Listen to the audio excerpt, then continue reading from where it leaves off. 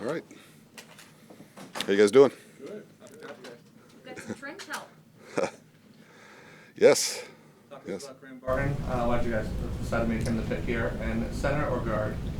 Well, we had him center, but he can play guard. He pretty damn good job playing tackle too. So there's a lot of versatility there with him. We had him targeted. I mean, to be honest with you, the whole time we were crossing our fingers that he would make it to us, and he did. So that's good. He's got a tenacious playing style that we like. He's a very good athlete, very good technician.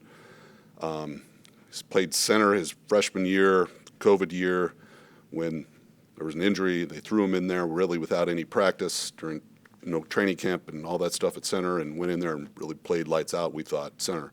Then kick him out to left tackle because he's the best athlete on the team, which typically happens in college. But so we like that. He's reminded me a little bit of, and a lot of us, of Allie. He's got some Ryan Jensen in him, which is a very good thing too, and personality of Tristan Wirfs. So we got some pretty good lab work there. So. What was going through your mind as the draft was unfolding? All those quarterbacks were being selected, and no interior offensive linemen. Obviously, there were a number of tackles that were taken too. Then you started to see some edge guys come off the board. I mean, you had your pick of interior offensive linemen. Yeah, I was saying thank you. Did you have any idea that it would go that way? You never know. It's impossible to predict what's going to happen late in the first round, or any round, but late in the first round especially. So it just kind of fell the only way that it could have fell for us. So now he hasn't come in here and played one snap yet, so we're not trying to put his bust in Canton yet. So, but we're very happy that we get the guy that we targeted. So. Jason, what is his biggest strength coming into the building, and then what's maybe that one thing that he's got to work on to really take his game to the next level? Well, he's a rookie. He hasn't played in the NFL. He hasn't experienced all that stuff. He's got the tools to do it all. He's a very athletic guy. He plays with a great base. He plays with good anchor, and he plays with a nasty temperament.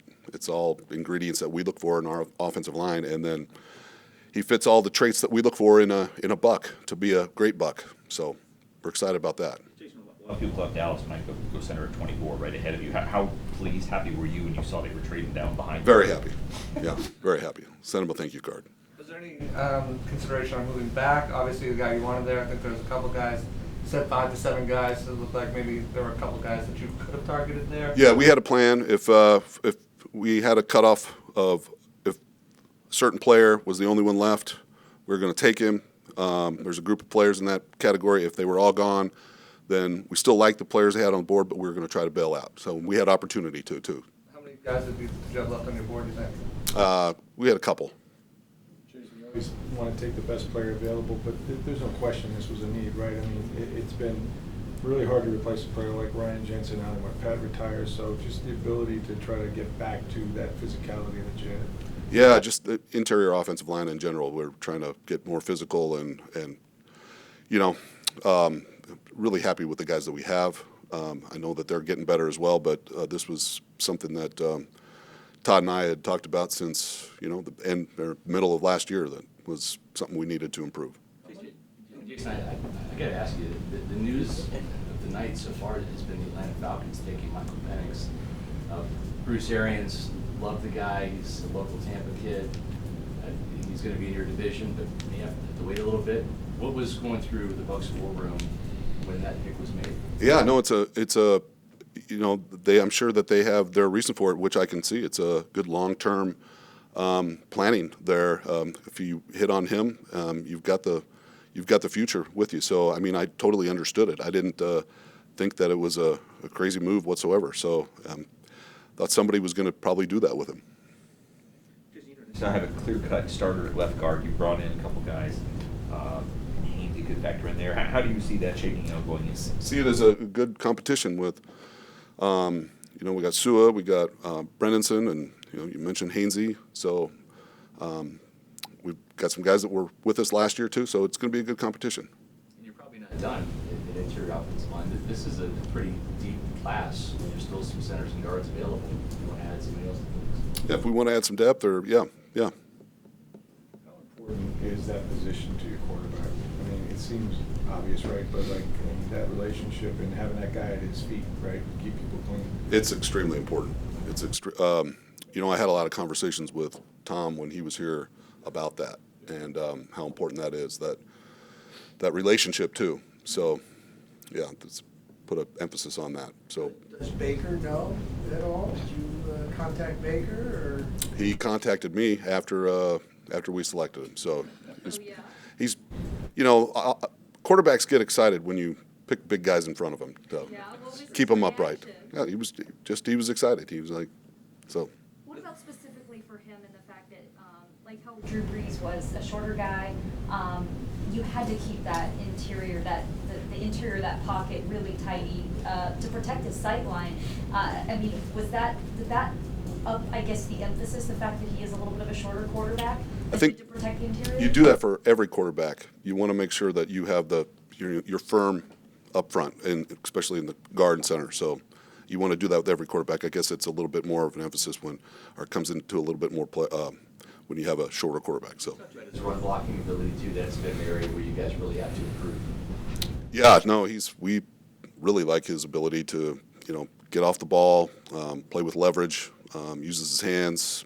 Once again, plays through the whistle. I think he's got a chance to be very, very good in that area. Jason, having no corners go in the first 21 picks, it was getting a little bit close for you there. Was that, I know you guys like Zion, but did that give you pause at all to see them stick as long? Did it give me pause In to? terms of weighing that as an option? We had corners on our board. We had those guys on our board too. So, yeah. As far as we talked about difficult decisions, in conversations having that, we obviously drafted him, and he's got to win the job. He's not handed to it. But when you have that conversation with a guy like Bob Hainsey, how does that kind of take place? Is it, hey, he's going to compete with you, you're also going to compete at guard, or is it just kind of like? All of our players are very professional, and they understand in this business that we're always looking for competition. So I think Robert will understand, and like you said, he hasn't been handed the job yet. So, but we certainly expect him to compete, and everybody to compete. For a guy that size, he's a really good athlete too. He can play lacrosse or something like that. Yeah. So that's got my wife excited. She's and my kids. So there's got a little bit of a lacrosse community friends that we're pretty fired up about it. Just in terms of smarts, he went to Duke. Obviously, he's a public policy major, interned in the U.S. Senate office there in Raleigh. Does that stand out? Obviously, that's a position that can be a fairly demanding position. Yeah, it sure does. That's a very important quality. It doesn't necessarily mean those things or that you're going to be a great football mind, but in his case, he is. It's kind of newer tool with the relative athletic scoring, the RAS scores.